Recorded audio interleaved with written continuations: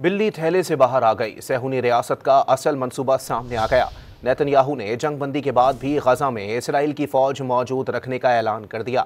टेलीग्राम पर अब्राज़ी ज़बान में जारी बयान में नेतन्याहू ने गजा की तामीर नौ के इम्कान को भी मुस्तरद कर दिया। ובודדנו את החמאס.